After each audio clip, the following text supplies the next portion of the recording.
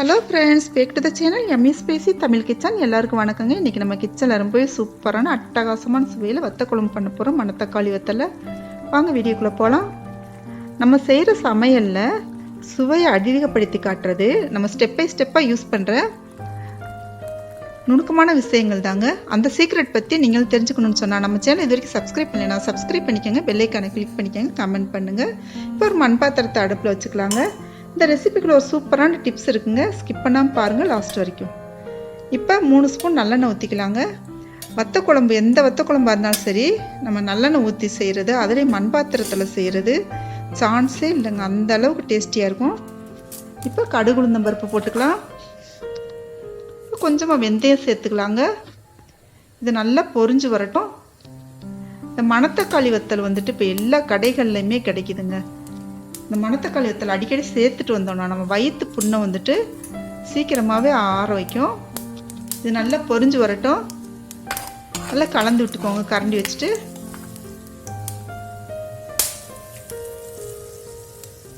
மணத்தக்காளி வத்தலாக இருந்தாலும் சரி, எந்த வத்தலாக இருந்தாலும் சரி, நம்ம கழுவி எடுத்துக்கணுங்க. மண் இருக்கும் அதில், அதனால் வந்துட்டு கழுவி எடுத்துகிட்டு யூஸ் பண்ணுறதா ரொம்பவே நல்லது. இது நல்லா செவந்து வந்துருச்சு. இப்போ இந்த டைமில் வந்துட்டு நம்ம 2 மிளகா வத்தல் சேர்க்க போகிறோங்க. அதில் இந்த மிளகா வத்தல் நல்லா செவந்து வர அளவுக்கு சேர்த்துக்கோங்க. இது வந்துட்டு நல்ல ஒரு கூடுதல் சுவையை கொடுக்கும் இந்த குழம்புக்கு.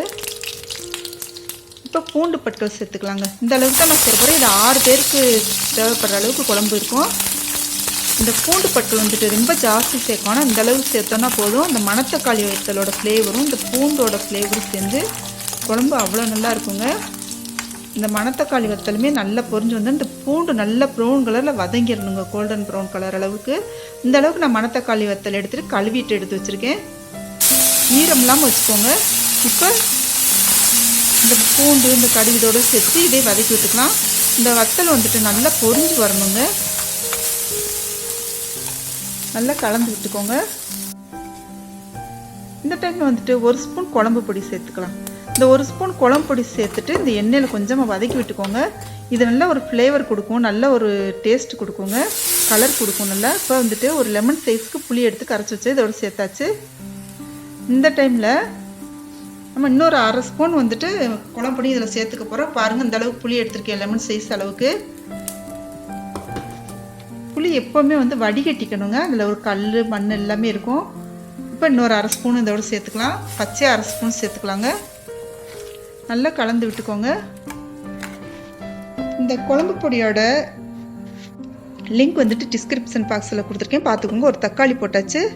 இந்த குழம்பு பொடி இல்லை அப்படின்னு சொன்னால் 1 ஸ்பூன் தனி மிளகாய் பொடி, 1/2 ஸ்பூன் மல்லிப்பொடி, 1/2 ஸ்பூன் சீரக பவுடர், 1/2 ஸ்பூன் மஞ்சள் தூள் சேர்த்துக்கோங்க. இது நல்லா கொதிச்சு வரட்டுங்க. இந்த குழம்பு நல்லா வற்றி நல்லா கொதிச்சு வரணும்.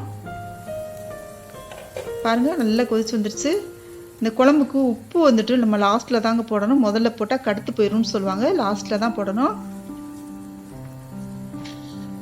குழம்பு நல்லா வற்றி அந்த எண்ணெயெல்லாம் ஓரத்தில் பிரிஞ்சு வரணுங்க. எண்ணெய் கொஞ்சமாக தான் ஊற்றிருக்கோம், ஆனால் இதில் வந்துட்டு நல்லா எண்ணெய் பிரிஞ்சு வரும். பாருங்கள்,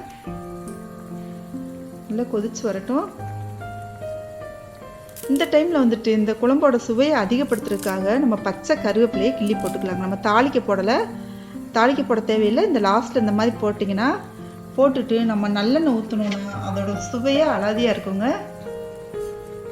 இப்போ நம்ம நல்லெண்ணெய் ஊற்றிக்கலாம். உங்களுக்கு எந்த அளவுக்கு நல்லெண்ணெய் பிடிக்குமோ அந்த அளவுக்கு ஊற்றிக்கோங்க. நான் வந்துட்டு ஒரு 2 ஸ்பூன் ஊற்றிருக்கேங்க. சூப்பரான கம்மன் வீடே மணக்கக்கூடிய வத்த குழம்பு ரெடி ஆயிடுச்சு. அவ்வளோதாங்க, ரொம்பவே ஈஸியான வேலை தான் இருக்குது. நான் ஒரு டிப்ஸ் சொல்கிறேன்னு சொல்லியிருந்தேன். அது என்னென்னா, மணத்தக்காளி கீரை இருக்கு இல்லையா, அந்த கீரையை வந்துட்டு ஒரு தக்காளி, கொஞ்சம் மஞ்சள் பொடி, கொஞ்சம் சீரகம் போட்டு 2 சின்ன வெங்காயம் இது போட்டு நல்லா வேக வச்சுருங்க. வேக வச்சுட்டு அந்த தண்ணியோட வடிகட்டி எடுத்துக்கோங்க. அந்த தண்ணியை வடிகட்டி எடுத்துகிட்டு கொஞ்சமாக தேங்காய் பால் கலந்து நீங்கள் குடிச்சிட்டே வந்தீங்கன்னா, அடிக்கடி இது வந்து குடிச்சிட்டே வந்தீங்கன்னா நம்ம சுருங்கி போன தோல் எல்லாமே கொஞ்சம் சைனிங் கொடுத்து நல்லா பளபளன்னு வந்துடும். அப்புறம் வந்துட்டு வயிற்று புண்ணு இருந்துச்சுன்னா சீக்கிரமே ஆற்றக்கூடிய மருந்துங்க இது. நீங்கள் இது ட்ரை பண்ணி பாருங்கள். நிஜமாகவே நல்லாவே ஷைனிங் கொடுக்குங்க ஸ்கின் வந்துட்டு. இந்த ரெசிபி உங்களுக்கு பிடிச்சிருந்துச்சுன்னா இந்த சேனலை இது வரைக்கும் சப்ஸ்கிரைப் பண்ணலைன்னா சப்ஸ்கிரைப் பண்ணிக்கோங்க, பெல் ஐக்கனை கிளிக் பண்ணிக்கோங்க, ஃப்ரெண்ட்ஸுக்கு ஷேர் பண்ணுங்கள், லைக் பண்ணுங்கள், கமெண்ட் பண்ணுங்கள். தேங்க்யூ.